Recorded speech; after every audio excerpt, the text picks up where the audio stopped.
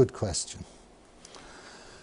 So we can adopt what's known as a Wittgensteinian approach to semantics. What do we mean by money? Well, if it's how people use the word is the meaning. There's no sort of Platonic thing that the word money points to and that's it. It's how we use the word.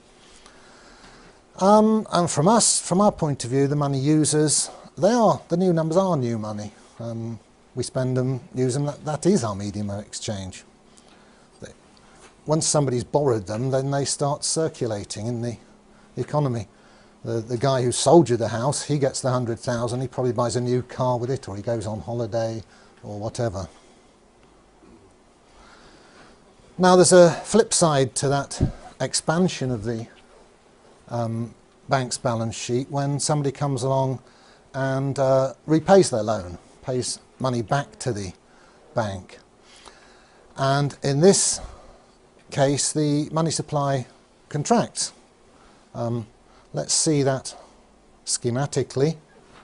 Here's the balance sheet. The dotted lines are before the event, and the solid lines are both before and after. So when the guy comes in with these 100,000, well, he probably doesn't these days, he probably does it electronically, but when this event of debt repayment happens, then the effect on the balance sheet is that the loan account is paid off, so it disappears.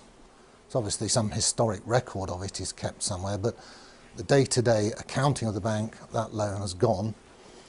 And on the other side of the balance sheet, the customer's current account has gone down by 100,000. So we see the two sides now have shrunk, just in the opposite way to when they expanded when the loan was taken out. So after a while, the bank's been trading, and what does its balance sheet look like in general? Again, this is very schematic. Well, we've seen that the customer's deposits are liabilities to the bank. The loans taken out by customers are assets to the bank. Here they are. You'll notice the loans are a bit bigger than the deposits in this diagram. That's because, as we'll see, interest is charged on those loans. They have a certain internal dynamic. You take your eye off them and they grow.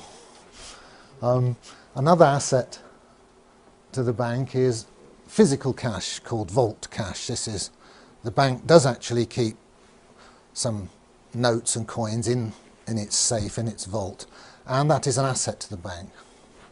So we notice the difference between electronic money and physical money here, that whoever actually has ownership of physical cash, that's an asset to that entity, be it the bank or people outside the bank.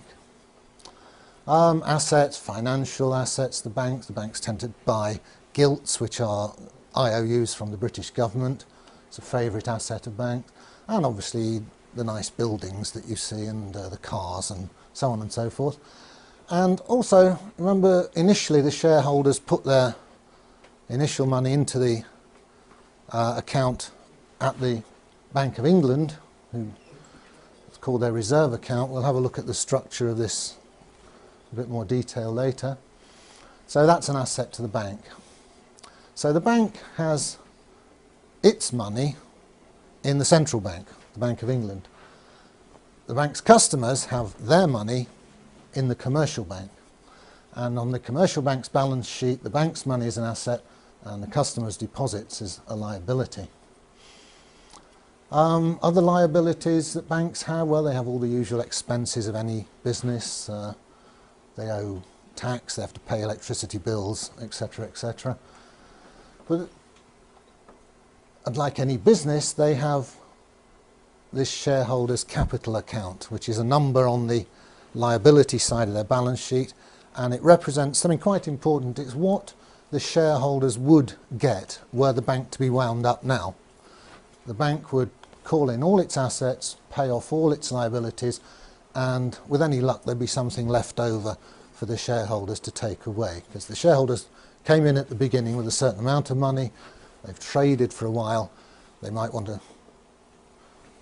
stop trading now and walk away with some loot. So that's where it accumulates in their shareholders' capital account.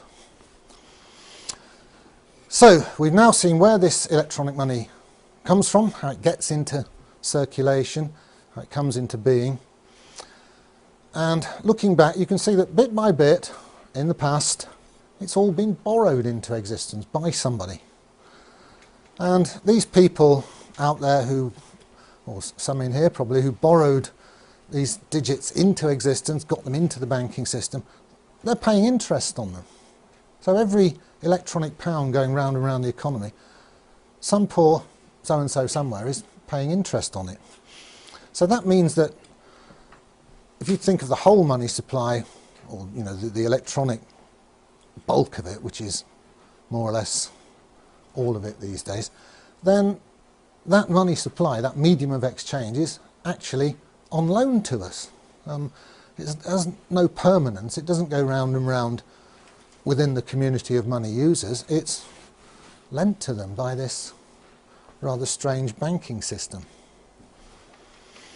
So the conclusion is we actually rent our currency, our medium of exchange, from the bank, from the banking system, through these interest-bearing loans. And that's weird, isn't it, when you think about it? These numbers, they charge us for using their numbers, which cost them nothing to type in. Well, yeah, my numbers are as good as their numbers. As a mathematician, I must say this. So why am I forced to rent their numbers?